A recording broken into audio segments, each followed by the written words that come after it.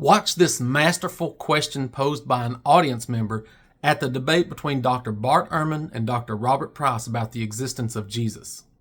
This audience member gets Bart Ehrman to admit that the biblical version of Jesus was a mythical character. Next question, please. Good evening.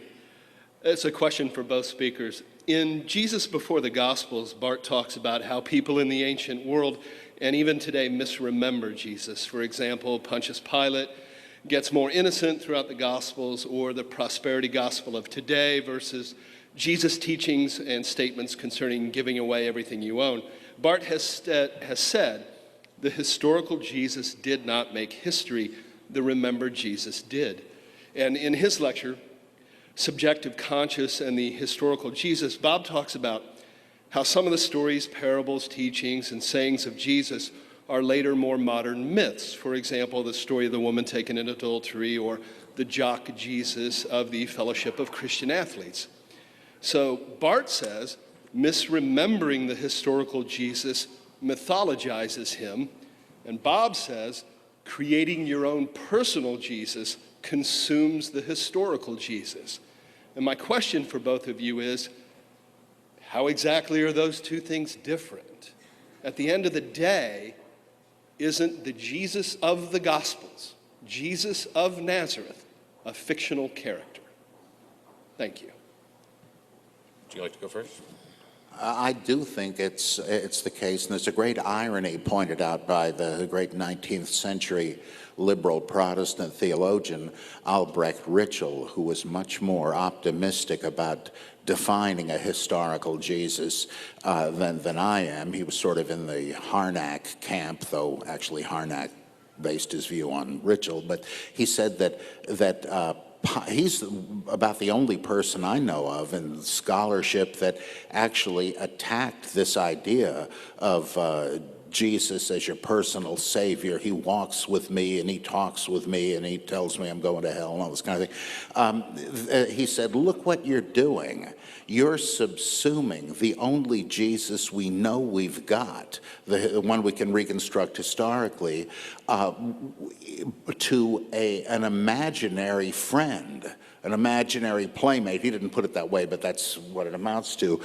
So which is the important thing? The Christ of your faith, or the only possible yardstick for measuring it, the historical Jesus?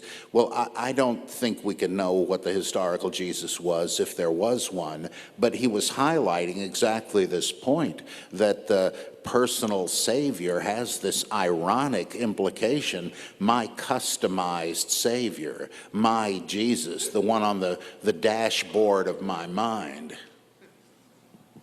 Yeah, when you phrase the question the way you did, it does sound like Bob and I are very close on the issue, and in some ways we are, because I absolutely don't think that Jesus walked on the water and multiplied the loaves of bread and raised people from the dead. I absolutely do not think that those stories are true. But I absolutely think that there was a Jesus of Nazareth, and I think we can say a lot of things about him. The fact that he didn't do all those miracles doesn't mean he didn't exist. Any more than Caesar Augustus didn't exist, because he didn't do all those things. And he wasn't really the Son of God, and he wasn't really miraculously born, and he didn't really ascend to heaven. Well, of course he didn't, but there still was a Caesar Augustus. I think history really matters. I think it matters whether we correctly know what happened in the past, especially with important historical figures. And I think whatever else we might think about Jesus, he's the most important historical figure in the history of the West. And so it matters that we know something about him, and I think we can say a good deal about him. What Bart fails to realize is that if Jesus did not perform all those miracles, then he didn't accomplish anything worthwhile. In fact, Jesus would be the greatest con man who ever lived, either in reality or in fictional stories.